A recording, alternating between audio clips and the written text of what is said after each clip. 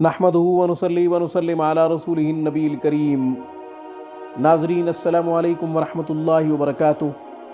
नाज़रीन, आज की गुफ्तगू में टीबी, दमा, फेफड़ों के अमराज से सेहतयाबी के लिए एक कुरानी अमल, एक कुरानी वजीफ़ा आपकी खिदमत में पेश करने की सआदत हासिल कर रहा हूँ। नाज़रीन, फेफड़े की बीमारी मुतअद्दी बीमारी है। इसका मतलब ये कि जो शख्स फेफड़े की बीमारी में मुब्तला है, टीबी, दमा की बीमारी में मुब्तला है, नाज़रीन, उसकी वजह से और लोगों को भी ये बीमारी लाहक हो सकती है। नाज़रीन, इस ख़तरनाक बीमारी से बचने के लिए हमारा ये अमल बेहद मुफीद साबित होगा। नाज़रीन, इससे पहले कि मैं अपना खूबसूरत अमल पेश करूं, आप में से कोई कुरान करीम पढ़ना चाहे या फिर अपने बच्चों को पढ़ाना चाहे तो आप दुनिया के किसी भी कोने से हमसे रब्ता कर सकते हैं। हमारे यहाँ ऑनलाइन क्लासेस का बेहतरीन इंतज़ाम है। नाज़रीन, हमारा आला तालीम याफ्ता स्टाफ, मुअल्लिमीन, मुअल्लिमात हफ्ते के 7 दिन 24 घंटे कुरान व हदीस की तालीम और तरवीज में मसरूफ़ हैं।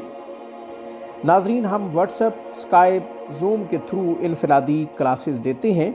मियारी तालीम हमारी अव्वलीन तरजीह है।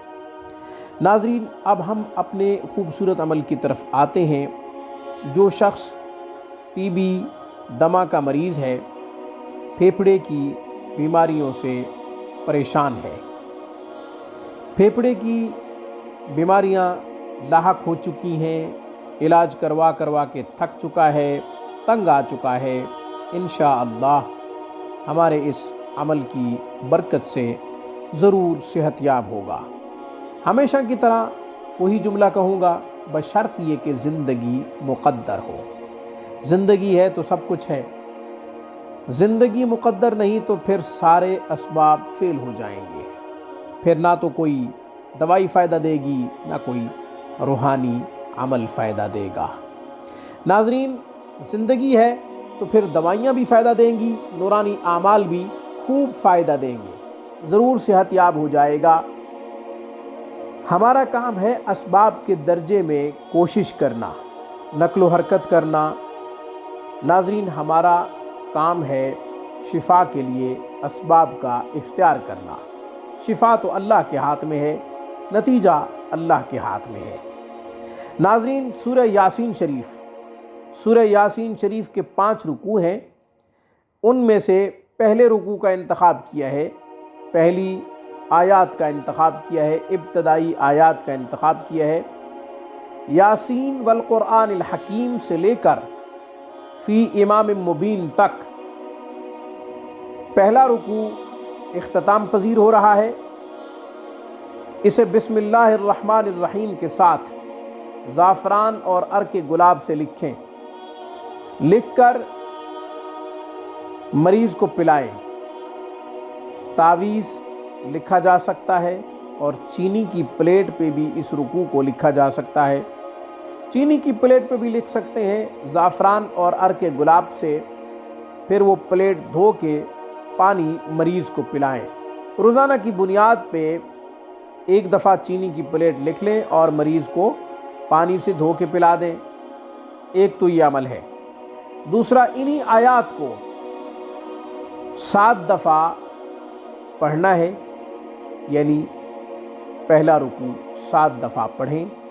पढ़कर मरीज़ के ऊपर दम कर दें या फिर पानी पे फूंक मार के पानी भी मरीज़ को दे सकते हैं। और अगर दोनों में से एक अमल कर लेंगे तो भी इंशाअल्लाह शिफा मिलेगी। सिर्फ़ तावीज़ बना लें या चीनी की प्लेट पे लिख के मरीज़ को पिला दें तो इससे भी इंशाअल्लाह शिफायाब हो जाएगा मरीज़।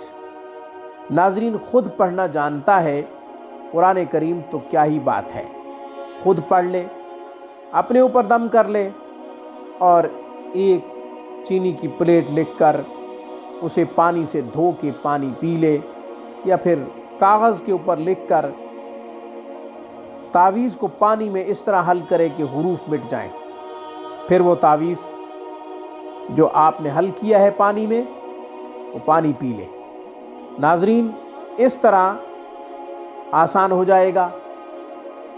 ناظرین، خود لکھنا جانتا ہے، خود پڑھنا جانتا ہے تو بہت اچھی بات، دونوں عمل خود کرے، اور اگر مجبوری ہے تو پھر کسی سے یہ دونوں عمل کروا لے۔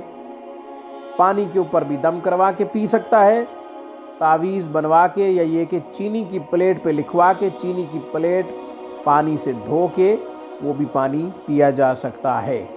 ناظرین، آج کی خوبصورت ویڈیو میں بس اتنا ہی۔ اس دعا کے ساتھ مجھے اجازت دیجیے۔ اللہ تمام مسلمانوں کو جہاں بھی بیمار ہیں صحت یاب فرمائے۔ اقول قولی ھذا واستغفر اللہ، وآخر دعوانا ان الحمد للہ رب العالمین۔